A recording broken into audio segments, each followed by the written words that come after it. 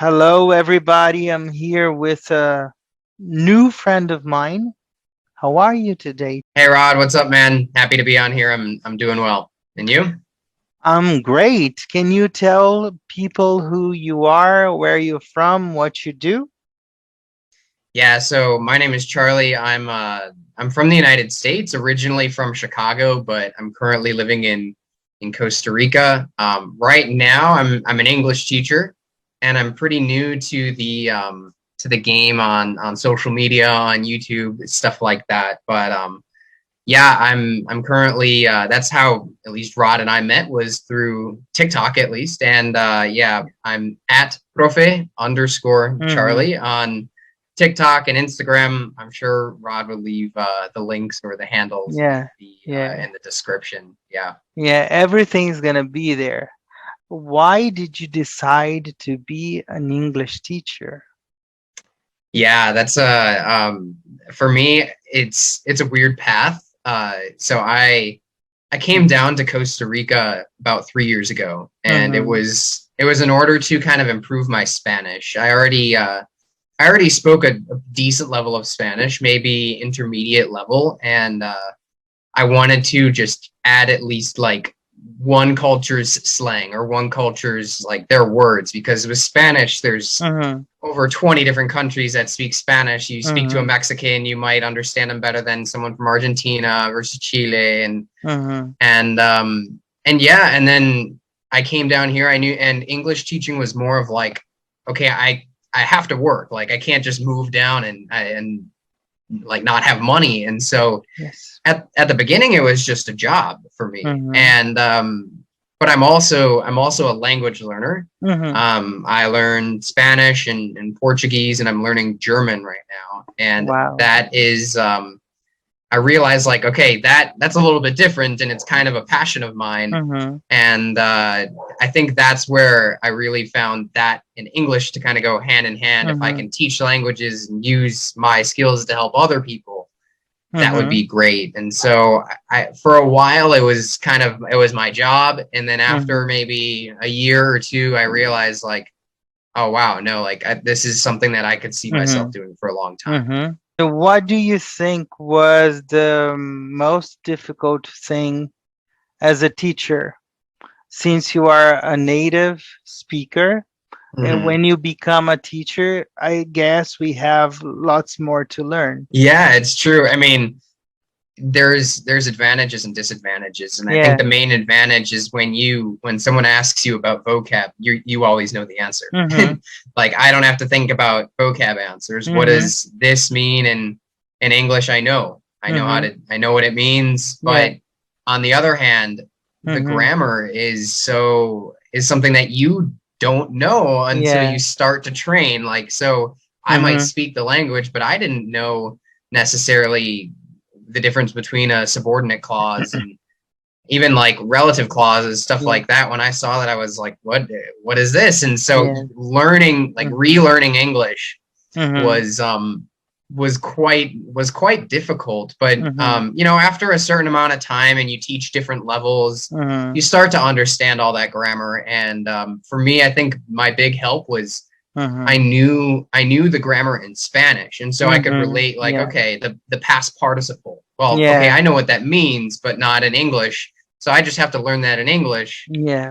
It's already something I know, and then there. So it was Mm-hmm. challenging, but I think knowing Mm-hmm. Spanish grammar helped me even learn the grammar of my Mm-hmm. own language, as funny as that sounds. Of course. Out of the four abilities of the English language, which ones do you think are the most important ones to teach and to learn? Yeah. Well, I think it obviously depends on what you're using the language for. Mm-hmm. So there's a lot of people that they don't have to speak English, but they have to write emails in English all the time. And so in their case, it would be writing. I think Yeah. for the majority of people, it's speaking, because that's kind of the most Mm-hmm. maybe expressive form of the Mm-hmm. language. Mm-hmm. But I don't know. I think like recently with some students, I've been focusing a lot on writing, and Mm-hmm. that's not necessarily the focus of every teacher. But for Mm-hmm. me, I've noticed that in when I study languages, if I write, this is just like a more thought out version of how I speak. So I can experiment with new vocab. I can express myself a little bit more profoundly. And then after speaking, they can start, or after writing, they can speak and adapt that vocab, adapt those things. And I found that writing can be a powerful tool to improve speaking level as well. So again, I think overall my answer is, okay, whichever one you need in the moment. And then speaking in terms of basic communication, but I think writing is one of the underrated. What is a memorable moment for you as a teacher? A memorable moment. Yeah. Good question. So I had I think there's been a couple. There's not one that stands out, but I used to teach with a language school, and in January of 2021 is when I started teaching independently. And it wasn't a moment, but it was maybe realizing that, oh my gosh, like I have enough demand to be able to do this by myself without any company, without any school. That was pretty cool. But it wasn't necessarily a moment, but I would say more when, you know, and probably you've had this experience as well, as when a student says, I traveled to this country and I could communicate with people, or I got a new job, or I got a raise, or I got hired by this company. I don't have one that necessarily stands out, but every time I hear that, I'm like, wow, like that's amazing. That's a huge impact that we as English teachers have on people, and it makes the job super fulfilling, gratifying. Do you think that hybrid learning is here to stay? Oh yeah, 100%. I think that, you know, there are some students that would rather have like in-person classes, some that might rather have online, but you know, even if it's a hybrid modality where you're maybe going in once a week to a class and then doing some supplementary work outside of it, I think that's just the most efficient. And I noticed this as well as when the pandemic hit and students weren't going into classes, that a lot of them were like, I'm saving so much time. And now there's a lot of people that say like, I can't believe that I went in person to classes 3 or 4 days a week, how much time I spent on the bus or in the car. Or when you get there early to class, you leave a little bit late, and on the computer, you just shut your computer down and then you go have dinner. And so I think just in terms of convenience, it's here to stay. But there's also some elements of online teaching that I enjoy even more, which is like screen sharing to different websites. So using articles, audio sharing as well with podcasts. I do a lot of editing of students' texts with Google Docs and Google Drive, and I can make comments and they can make comments. So I think in this new world of, you know, work from home or even just staying at home a little bit more often, hybrid learning is super convenient. Yeah, I totally agree with you. Based on that, what do you think the future of language teaching will be? I think there will be. I don't know if I can pinpoint anything exactly, but one trend that I've noticed is, you know, there's more of these like one-on-one tutor student websites out here. And so there's, you know, maybe the traditional way of learning a language is either in class, whether it's in like elementary school, high school, or in a language institution. And I think a lot of people realize that that's not always the most efficient way to learn. Maybe I don't need English I don't want to get my English to a C1 or a C2. I just want to be able to communicate for business, and I want to learn the vocab specific for my business. Exactly. And in the past, that option was like, there wasn't always someone for that option. And now you can go on a couple different websites and choose someone immediately. And I've seen this. I have a decent amount of my classes on italki. And with italki, they have it available in so many different languages. And, you know, you can search, okay, I want a teacher from this country who teaches this, who speaks this language. And so I've had students from Brazil, from Mm-hmm. Spain, from Latin America, say, I wanted to find someone from the United States who could teach Mm-hmm. me about this and who also Mm-hmm. spoke my language. And the fact that you can do that and then immediately have an online lesson, Yes. I think that's just overall probably a better option for a lot of Mm-hmm. students than a language class. And I think Yeah. there are, of course, pluses of language classes, group Mm-hmm. classes, but I think more and more in a corporate world that demands English, but only in certain aspects. You don't, like in your company, you're not going to need to know Mm-hmm. the vocabulary of bathrooms or like outdoor spaces. You need Mm-hmm. to know the vocabulary of real estate, or you Mm-hmm. need to know Yeah. it of publishing. So I Mm-hmm. think that is one change that I've been seeing, and I've seen actually a lot of Mm-hmm. my work come from a lot Mm-hmm. more from there and a lot less from Mm-hmm. like these big group classes. Mm-hmm. I might say that Charlie's work is flawless, and you people have to check it out and follow the guy because he's amazing. Congratulations. Thanks, man. That's humbling. It's Yeah. I appreciate that. Yeah. That's very nice of you to say. And what is your opinion about non-native English teachers?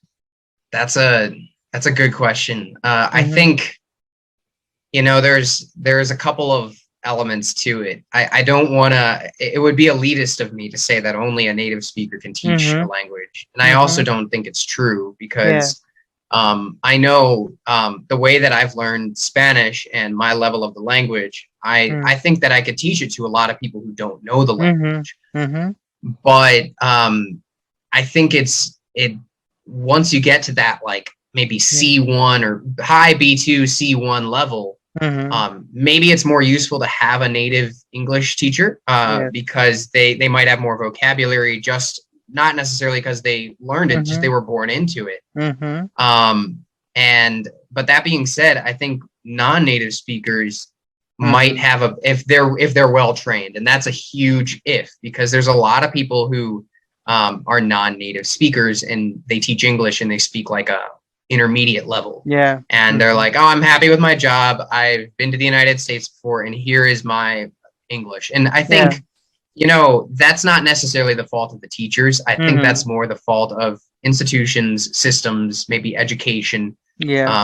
And it's a result of things that those teachers didn't decide. But Mm-hmm. you know, if I think there are a lot of natives or Mm-hmm. non-native speakers who do just like study a ton. Yeah. They know so much about the language, and Yeah. you're definitely in that category where we can have a totally fluent Thank you so much. level of, yeah, of Mm-hmm. course, man, but we can have a totally fluent Mm-hmm. Mm-hmm. level of conversation, and you've got Mm-hmm. vocabulary and grammar. I have one last question for you before we go to the rapid round game. How can you teach at such a high level and be so creative?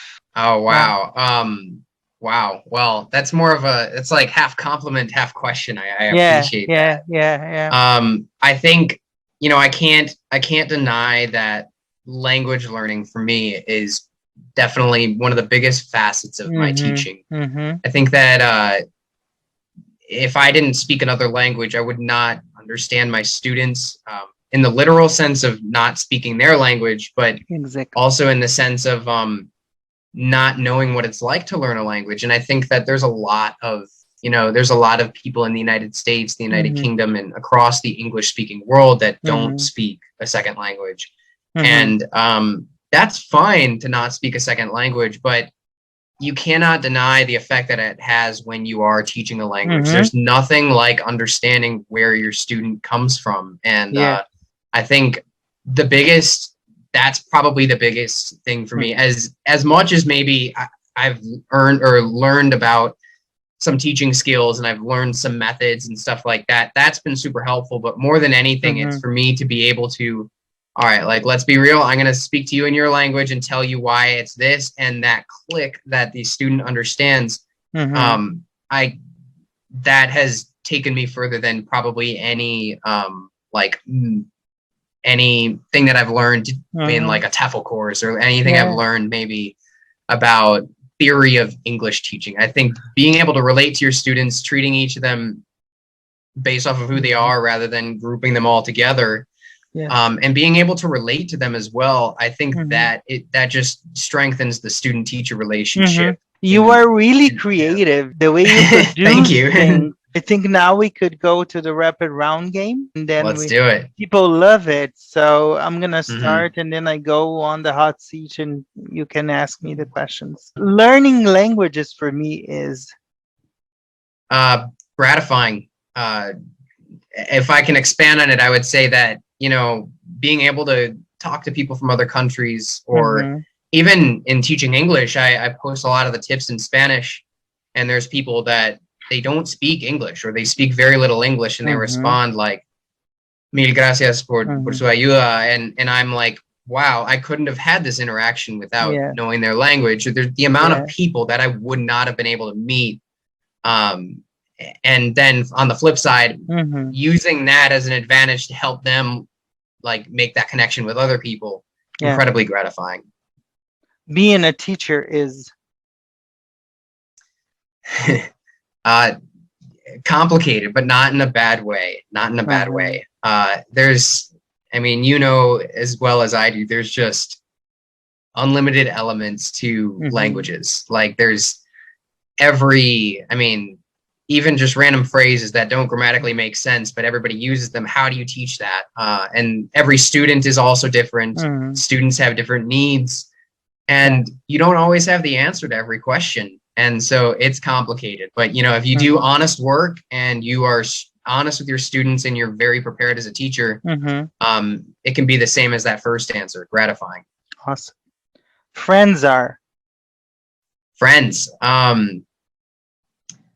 Friends are, yeah, good question. I think necessary, and that sounds like a very obvious answer. Like people need friends, but you know, I really noticed this like during the pandemic, where, you know, I'm living alone right now, and for a lot of the pandemic, I was not really seeing anybody, and basically just after a little bit of time, once I started seeing friends, I really appreciated those interactions more. Yes. And I think that's something that, you know, a lot of us take for granted, and I've definitely taken for granted at some point in my life, but I've noticed like more and more often that brings excitement into a day when you get to talk to a friend, hang out with a friend.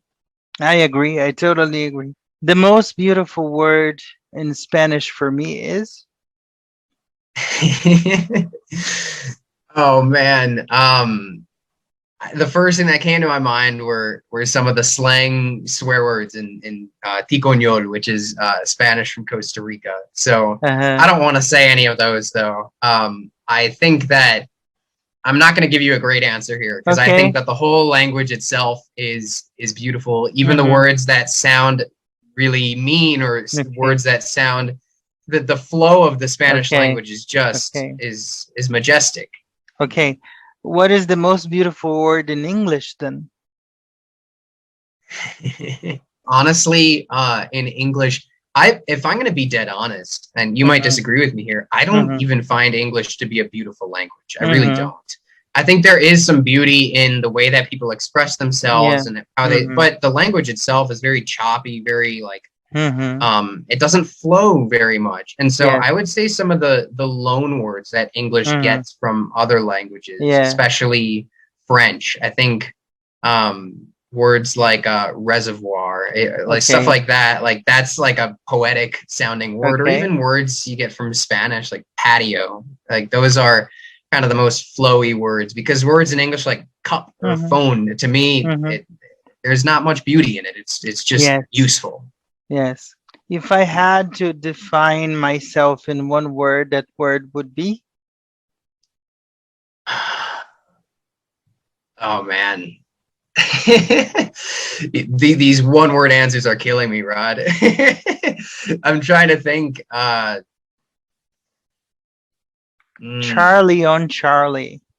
Yeah, right. I would say I was almost gonna sarcastically just say Charlie, because it's maybe I can say, maybe right now I can say languages. That would be the closest thing. I don't think there's a precise word, but I think that kind of defines what I'm doing right now, at least. Yeah.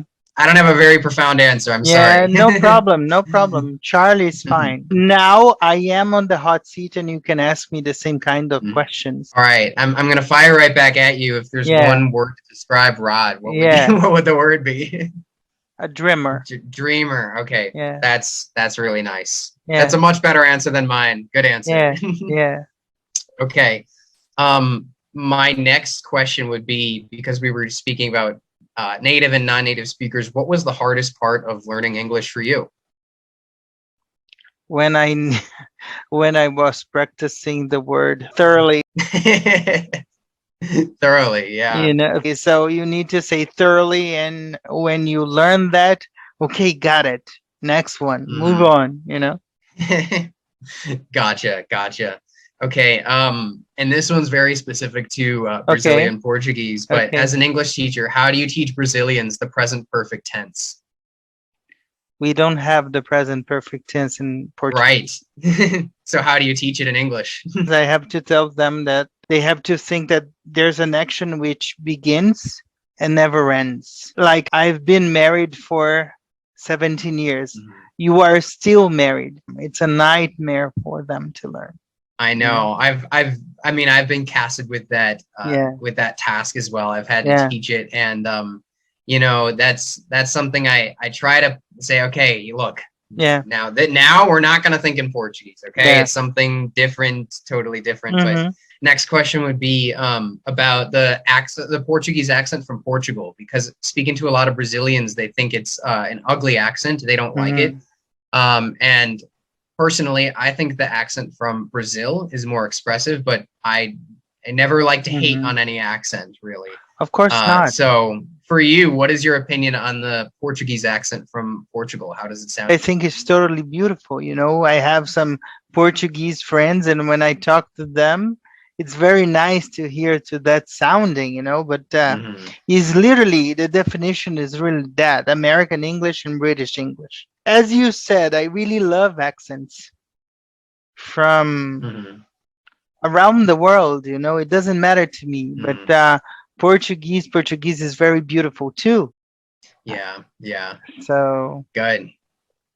That's a very I guess wholesome response, yeah, because some people, I think, like, personally, like, maybe the word in, like, the pronounced E syllable, for example, yeah, like in Brazilian Portuguese, igualmente, that yeah, chi, to me, it adds some yeah, life that the Portuguese accent kind of sucks the life out of it, like yeah, menta, something like yeah, that. yeah. And that's, I think, one of the main reasons. But then again, I mean, We your have a lot accent of we shows where have a you lot come from. of sizzling sounds in Brazilian Portuguese that you don't have in Spanish and that you don't have in Portuguese maybe. I am considered a hick in Brazil because or a redneck. I have their retroflexar.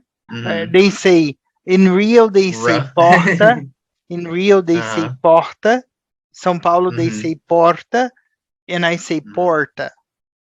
Porta, So yeah. I have the door R that everyone wants to get when they are learning English. I just said I love Okay. languages anyway. So Yeah, me too. So I think the last one, in a more general way, yeah, is, what are the most important things that you've learned by interviewing other teachers? how to teach even better. I think that the interviews strip them down, if you know what I mean. They are paying attention to what you're asking. We exchange a lot of ideas, and that's awesome. That's priceless. Yeah. I learn from you. I learn from everyone. I am thirsty to learn. So I interview teachers like you, students, I interview friends, I interview Brazilian teachers, I interview teachers around the world. It doesn't matter as long as they have a beautiful story to tell. Yeah, You know, that's so really powerful, and something I admire about that. You know, I didn't touch on it in this interview, but I back when I lived in the U.S., I worked as a journalist. So I was actually on the other side. I was the one interviewing. And one of the things I really liked about that job, and I see that you do it here as well, is, you know, interviewing people, it's something different every day. And you're learning, you're just gaining perspective every single day. And there's many jobs where you're just doing the task repeatedly. It's the same task. And in English teaching, there are different things and different people, different countries. But you know, if you're teaching the past tense, you're teaching the past tense, right?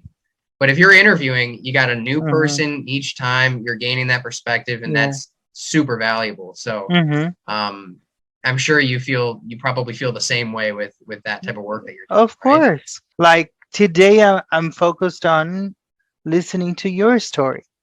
And we had a beautiful interview.